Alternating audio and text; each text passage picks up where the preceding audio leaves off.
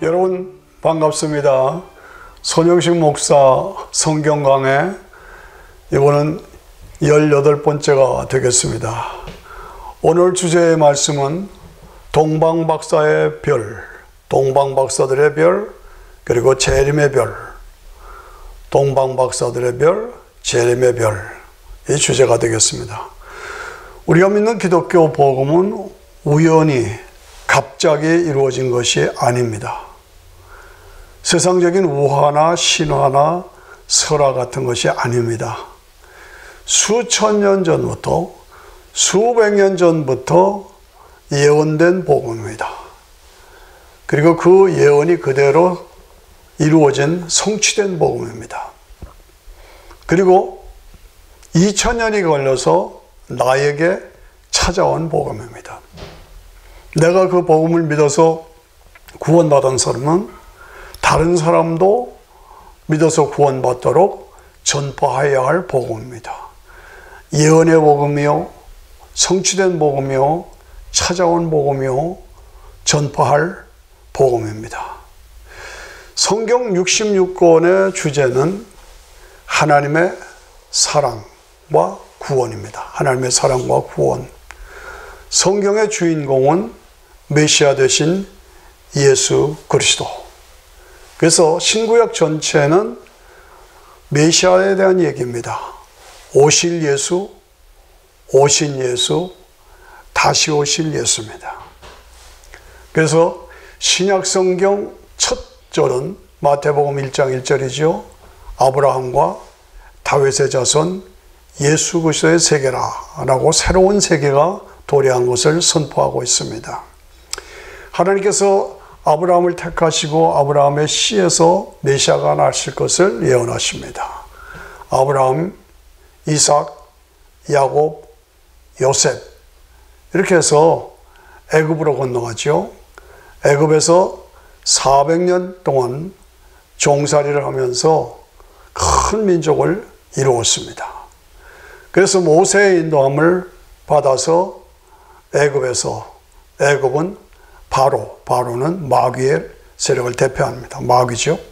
그래서 홍해바다를 쫙 갈라서 맨 땅으로 건너가면서, 그래서 광야 40년 길을 구름기둥 불기둥으로 만나와 메추라기로 반석에서 물을 내서 하나님께서 이스라엘 백성들을 광야 40년 동안 인도하십니다.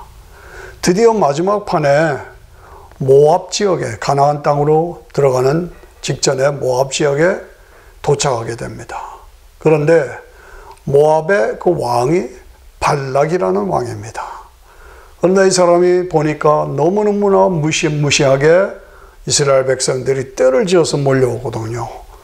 도무지 감당할 수가 없으니까 겁을 냈어요. 그래서 하나님의 선지자 발람이라는 사람을 초대합니다.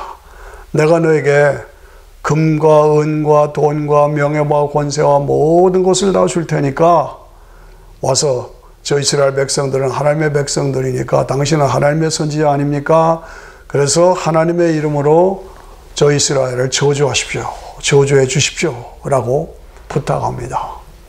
마음이 동한 발람이, 그러나 하나님께서 너 저주하면 안 된다 라고 막아주셔서 저주를 못하게 되죠.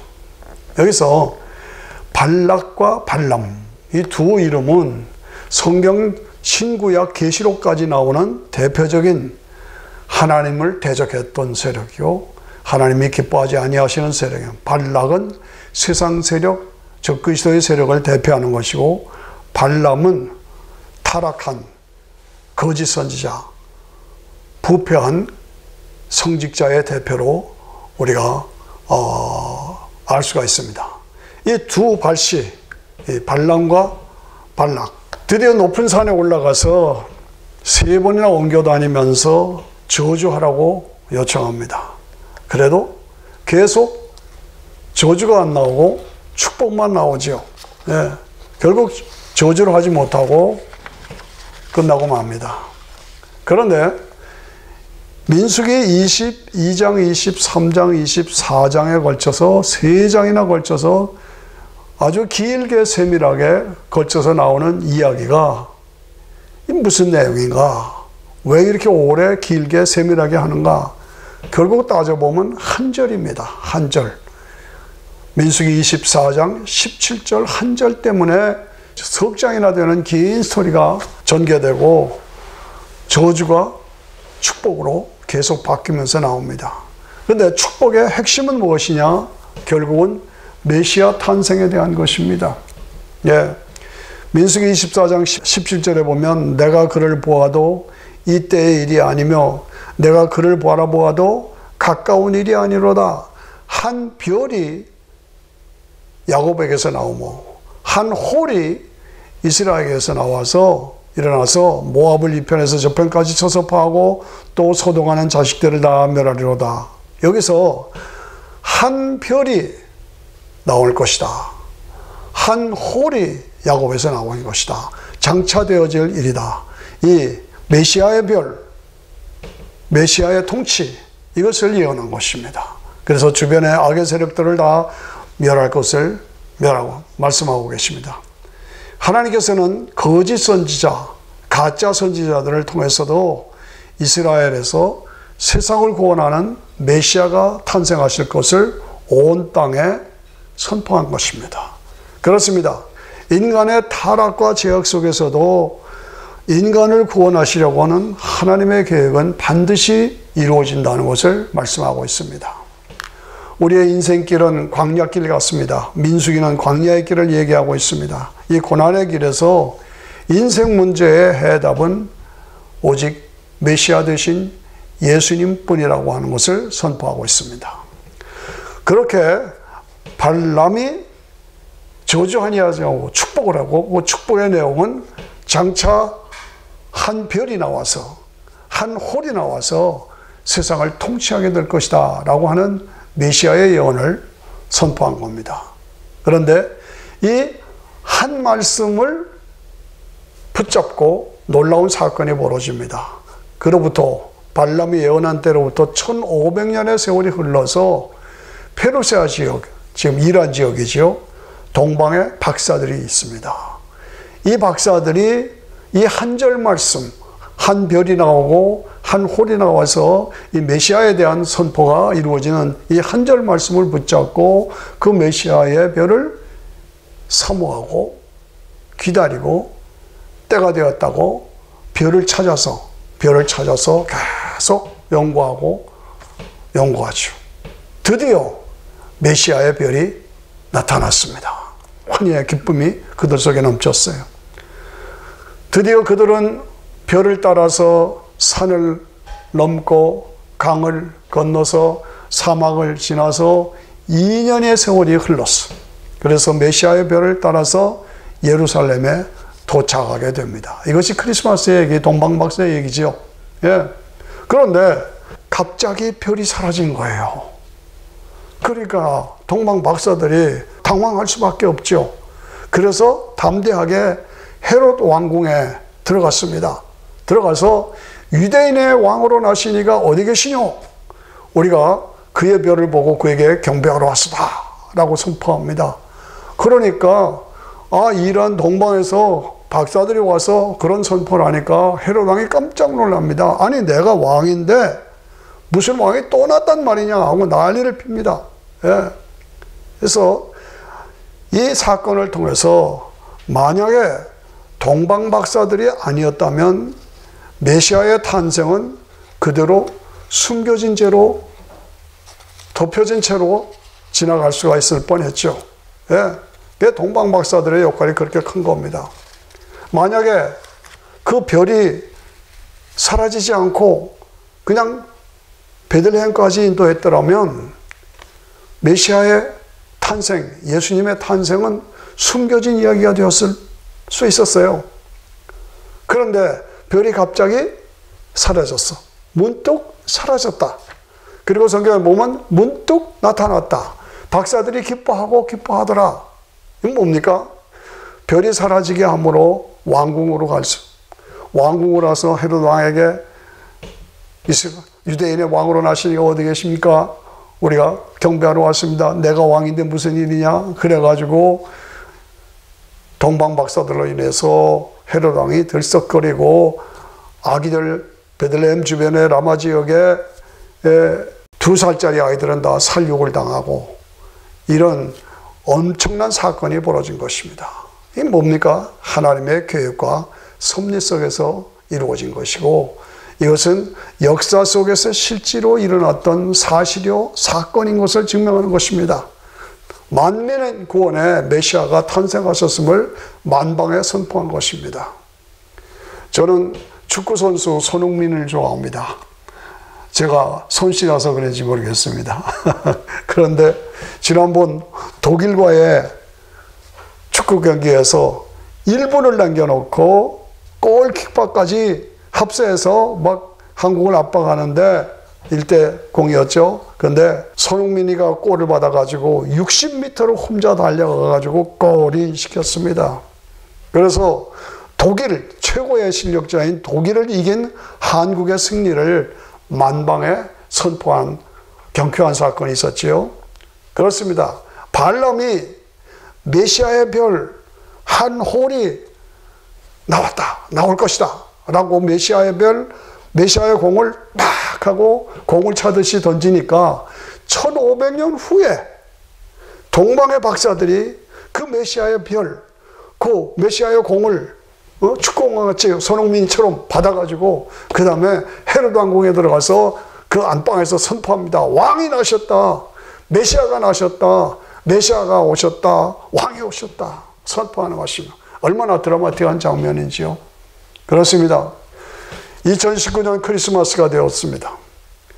동방 박사들의 그 진실한 진정성, 별을 찾아 그 한 말씀 붙잡고 별을 찾아 끈질기게 도전하는 그들의 그 진정성, 그들의 열정, 그들의 믿음, 우리가 본받아야 된다고 생각합니다.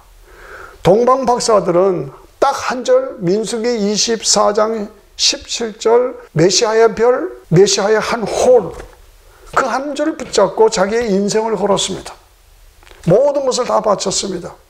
드디어 메시아 되신 예수님이 오셔서 구원을 완성하셨습니다. 예수님이 아기로 이 땅에 오시고 십자가에서 죽으시고 부활하시고 승천하시고 내가 다시 오시리라고 선포합니다. 그 메시아의 구원의 완성이 이루어진 이후로 지금 2000년의 세월이 흘렀습니다. 2000년의 세월이 흘렀습니다. 예수님의 재림, 예수님은 재림하신다고 하는 재림의 예언은 성경에 300번 이상 나옵니다. 300번.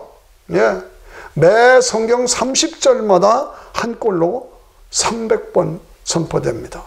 신약 성경이 총 216장인데 그 216장에서 300번 이상 주님이 재림하신다고 계속 선포되고 기록되고 있습니다. 그렇습니다. 동방의 박사들은 메시아의 별 한 홀이 나온다고 하는 그 한 절의 말씀에 자기의 인생을 걸고 예수님이 오시는 것을 기다리다가 그 별을 보고 2년을 걸려서 그래서 찾아가서 헤롯 왕국에서 메시아가 오신 것을 선포하고 베들레헴으로 가서 황과 요한과 요약을 드리며 경배하고 갔습니다. 이 멋진 모습 우리가 배워야 되지 않겠느냐.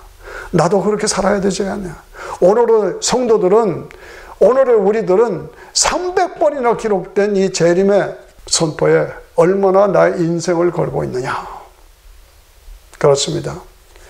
신앙생활하고 믿음으로 산다고 하지만은 돌을 떡으로 만들어 먹어라. 높은 데서 뛰어내려라. 내게 절하라. 그래서 권력의 유혹, 명예의 유혹, 세상적인 물질 쾌락, 교만에 빠져서 우리의 신앙이 무뎌지고 그런 이론으로 지식으로 머리로만 알고 있을 뿐이지 말씀으로 마음으로 믿고 정말로 사모하는 마음이 없는 그런 모습이 오늘 내가 아닌가. 예. 우리 자신을 늘 디모데의 거울로 거짓 없는 믿음, 청결한 마음, 선한 양심으로 내가 신앙 생활하고 있는가? 내가 정말로 선악과의 거울로 내가 두려울 마음이 없는가? 피하고 싶은 마음이 없는가? 또 가리고 싶은 마음이 없는가? 핑계대고 싶은 마음이 없는가? 이런 자세로 늘 나 자신을 살피면서 정말 거짓 선지자 발람의 배신에 빠지면 안 됩니다. 오늘 동방박사들의 그 진정한 믿음과 열정과 도전과 사명에 우리도 나도 이렇게 살아야 되지 않겠는가, 우리가 새롭게 우리 자신을 결단하고 도전해야 되지 않겠습니까? 오늘 성도인 나의 재림의 신앙, 나는 진정 예수님이 재림하실 것을 믿고 있는가? 진정 기다리고 있는가? 진정 사모하고 있는가? 그리고 사명을 감당하고 있는가? 재림의 별이 떴습니다. 재림의 출발은 어디냐? 재림의 출발은 이스라엘의 독립부터 시작합니다. 2000년 동안 안 왔는데 무슨 갑자기 또 재림을 강조하느냐? 아닙니다. 이스라엘의 독립부터 카운트다운 들어갑니다. 1948년 5월 14일 이스라엘이 독립했습니다. 이스라엘 독립 이전과 이후가 다릅니다. 핵무기가 나오기 이전과 이후가 다릅니다. 컴퓨터가 나오기 이전과 이후가 다릅니다. 지식이 더해지고 왕래가 빨라지기 이전과 이후가 달라집니다. 다니엘의 금신상의 발가락 시대가 지금입니다. 지금 예수님이 재림하시기 직전입니다. 부시가 대통령 되기 이전과 이후가 다릅니다. 뭡니까? 테러 전쟁입니다. 적이 누군지는 모릅니다. 오바마가 대통령 되기 이전과 이후가 다릅니다. 뭡니까? 동성연애를 합법화시킨 것이 오바마 시대입니다. 트럼프가 대통령 되기 이전과 이후가 다릅니다. 무엇입니까? 예루살렘을 이스라엘의 서울로 공식으로 인정하였습니다. 이것이 그저 이루어지는 것이 아닙니다. 재림의 역사의 흐름 속에서 중요한 랜드마크를 찍어가면서 재림이 가까운 것을 우리에게 알려주고 있습니다. 지금 지상의 변동과 지진이 나고 북얼음이 녹고 섬나라가 약해지고 이런 모든 현상들이 주님이 재림이 아주 임박한 것을 보여주고 있습니다. 그렇습니다. 메시아의 재림은 아주 임박했습니다. 인간의 역사는 계시록 19장 19절로 마감될 것입니다. 계시록 19장 19절 1919로 마감될 것입니다. 그것이 뭡니까? 아마겟돈 전쟁입니다. 아마겟돈 전쟁에서 인류의 역사는 끝나고 주님이 재림하시고 우리 성도들은 몸이 다시 회복되어서 부활체로 다시 부활의 몸으로 천년왕국에 들어가서 예수님과 함께 왕노릇하고 그리고 새하늘과 새 땅에서 영원한 영광을 누리게 될 것입니다. 이런 모든 것을 우리가 확실하게 다시 한번 확인하고 다짐하고 동방박사들의 믿음과 열정과 그 주님을 사모하고 재림을 메시아가 오심을 사모했던 그 사모함과 기다림을 가지고 오늘 우리도 준비된 자로 살아가야 합니다. 사명을 감당하는 자로 살아가야 합니다. 마라나타 주 예수여 어서 오시옵소서. 마라나타 주 예수여 어서 오시옵소서. 감사합니다.